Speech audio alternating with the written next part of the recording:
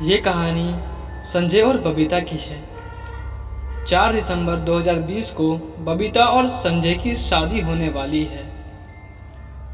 उनके सभी परिवार शादी को लेकर बहुत खुश थे और शादी की तैयारियां जोर शोर से चल रही थी।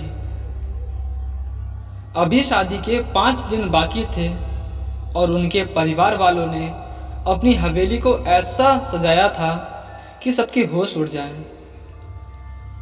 इस शादी में संजय और बबीता ने लगभग पूरे हैदराबाद के जाने माने लोगों को आमंत्रित किया। अब शादी के 3 दिन बचे थे और संजय बबीता अपने कुछ खास दोस्तों को लेने के लिए उनके घर पर जा रहे थे। वह इलाका ज़्यादा ही खाली खाली था।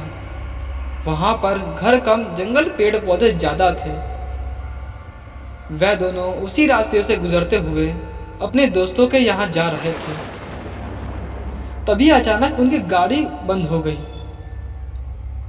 जब संजय ने गाड़ी दोबारा चालू किया तो वह स्टार्ट नहीं हो रही थी।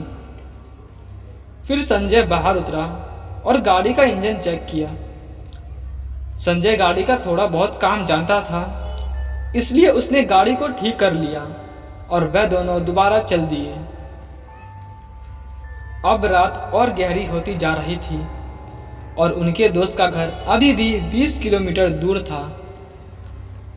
वे दोनों गाते गुनगुनाते हुए जा रहे थे। तभी उनकी गाड़ी का टायर पंचर हो गया और संजय ने गाड़ी को रोका और देखा कि गाड़ी का टायर पंचर हो गया है, लेकिन उनके गाड़ी में एक और एक्स्ट्रा टायर रखा हुआ था। तो बबीता ने उसके निकालकर संजय को दिया।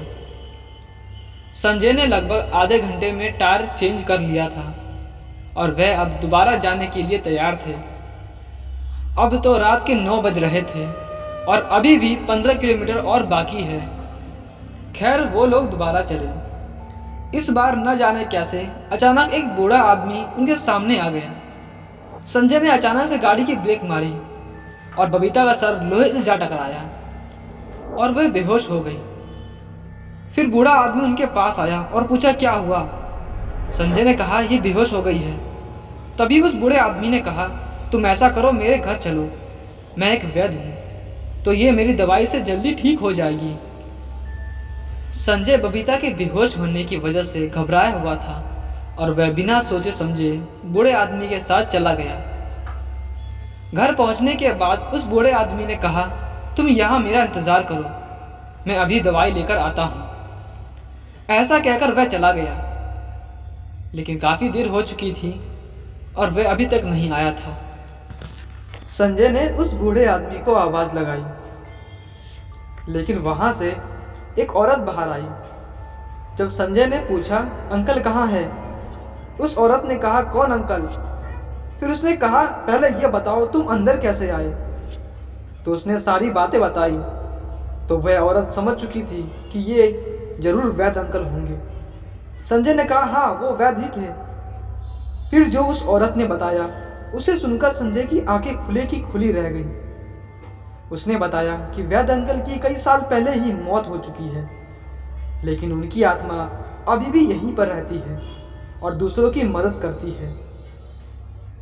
फिर उसने कहा, चिंता की कोई बात नहीं है, मैं इसे दवाई दे देती हूँ, ये जल्द ही ठीक हो जाएगी। फिर तुम अपने घर रवाना हो जाना। जब सुबह हुई तो वो लोग वहाँ से चले गए।